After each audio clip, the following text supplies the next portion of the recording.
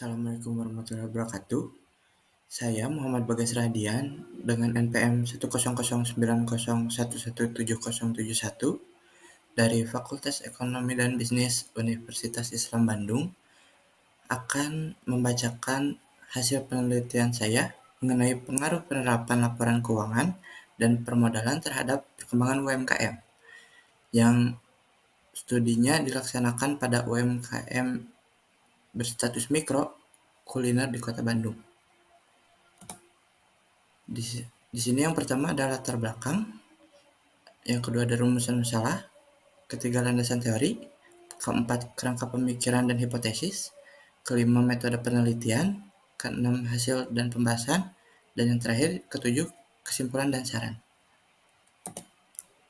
Untuk latar belakang masalah, untuk saat ini UMKM berkontribusi besar terhadap produk domestik bruto, tetapi dalam praktiknya sendiri masih banyak kekurangan yang terdapat pada UMKM, sehingga membuat para pelaku UMKM di Indonesia kesulitan untuk mengembangkan usahanya.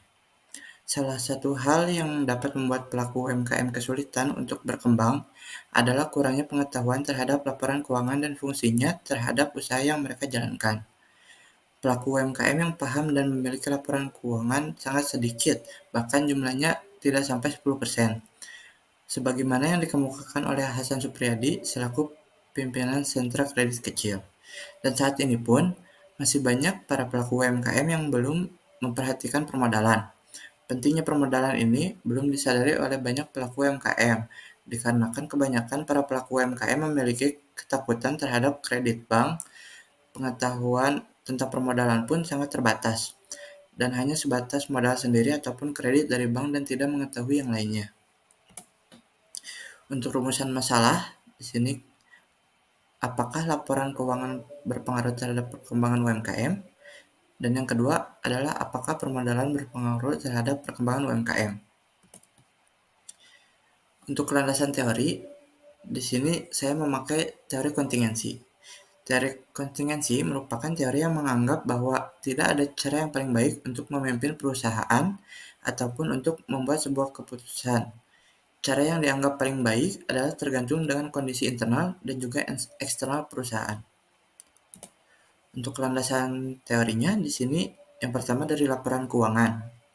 Laporan keuangan merupakan catatan historis hasil dari proses akuntansi atas laporan keuangan yang menggambarkan kondisi sebuah perusahaan pada jangka waktu tertentu yang disiapkan untuk pemakaian baik eksternal maupun internal untuk menjadi bahan pertimbangan dalam mengambil keputusan yang kriterianya telah diatur dalam undang-undang.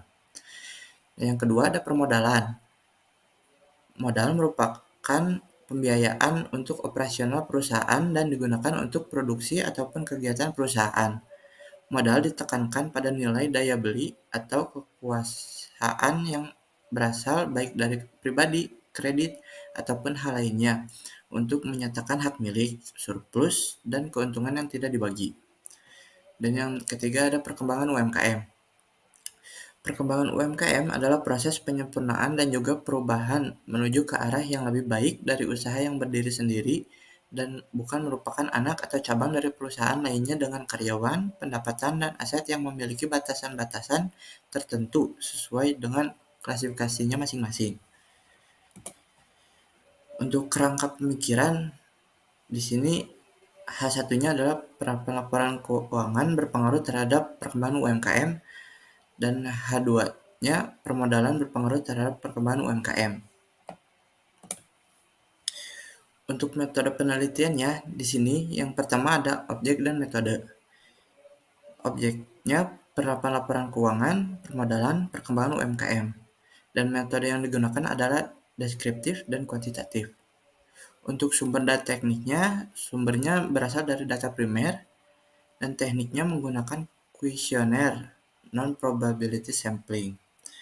Untuk populasi dan sampel, populasinya adalah pemilik atau bagian keuangan pada UMKM, dan sampelnya adalah pemilik atau bagian keuangan pada UMKM di Kota Bandung yang berjumlah 30 orang.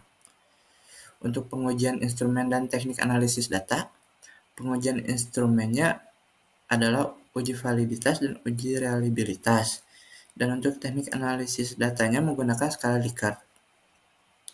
Untuk rancangan pengujian hipotesis, yang pertama ada MSI, yang kedua ada uji asumsi klasik, yang ketiga ada analisis linear berganda, yang keempat uji simultan atau uji F, yang kelima uji parsial atau uji T, dan yang keenam koefisien determinasi.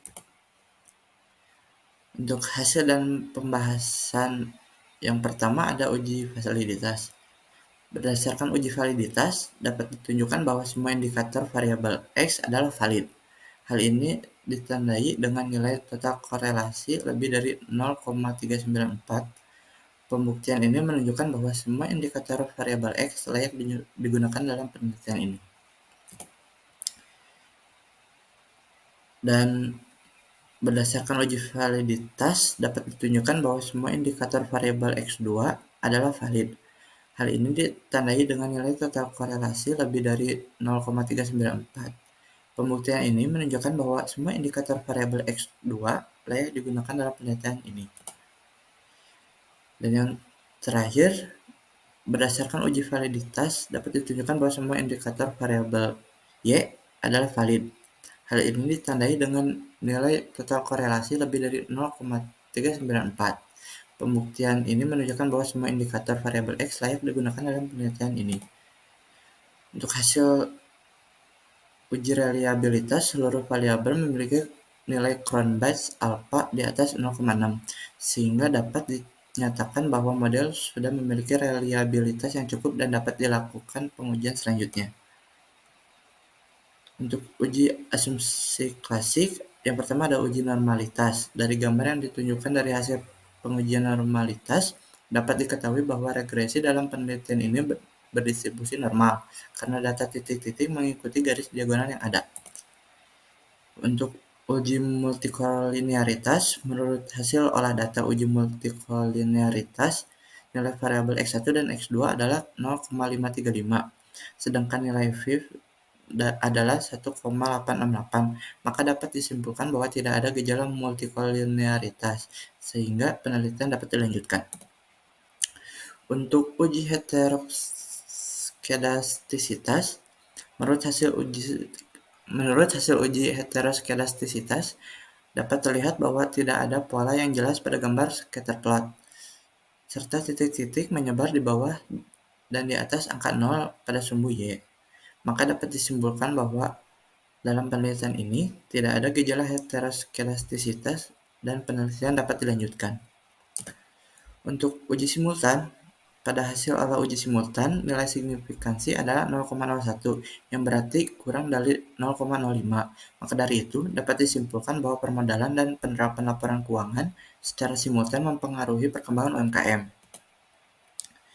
Untuk uji parsial, yang pertama, penerapan laporan keuangan atau X1 secara parsial tidak berpengaruh terhadap perkembangan UMKM karena nilai signifikannya lebih dari 0,05. Dan untuk permodalan atau X2 secara parsial berpengaruh signifikan terhadap UMKM karena signifikansinya kurang dari 0,05. Untuk analisis regresi linear berganda, dari persamaan regresi linear berganda di atas, maka dapat diinterpretasikan bahwa nilai konstanta sebesar 7,189 memiliki arti bahwa apabila variabel penerapan laporan keuangan dan permodalan sama dengan 0, maka nilai perkembangan UMKM akan bernilai sebesar 7,189. Untuk pengujian koefisien determinasi, nilai R-square menunjukkan nilai 0,456. Hal ini menjelaskan bahwa variabel perkembangan UMKM dipengaruhi oleh variabel permodalan dan penerapan laporan keuangan secara simultan. 45,6%, sisanya yaitu 54,4% dijelaskan oleh variabel lain selain permodalan dan penerapan laporan keuangan. Nilai 0,456 menurut tabel koefisien determinasi dari Sujarweni termasuk dalam kategori yang berpengaruh kuat. Untuk kesimpulannya di sini yang pertama, tidak terdapat pengaruh antara penerapan laporan keuangan dengan perkembangan UMKM secara parsial. Hal ini mengindikasikan bahwa secara parsial penerapan laporan keuangan tidak berhubungan dengan berkembangnya UMKM. Untuk yang kedua, terdapat pengaruh yang signifikan antara permodalan dengan perkembangan UMKM. Hal ini mengindikasikan secara parsial permodalan berhubungan dengan berkembangnya UMKM. Untuk saran, yang pertama bagi penelitian selanjutnya, memperluas kajian penelitian dengan menambah variabel yang diteliti, yaitu tidak hanya menerapkan laporan keuangan dan permodalan saja, sehingga lebih memahami dampak yang mempengaruhi perkembangan UMKM. Yang kedua, bagi penelitian selanjutnya dapat memperbanyak pengambilan sampel dengan tujuan data menjadi lebih rinci dan menyeluruh. Terima kasih banyak atas perhatiannya. Semoga kita semua selalu dalam lindungan Allah Subhanahu wa taala. Wassalamualaikum warahmatullahi wabarakatuh.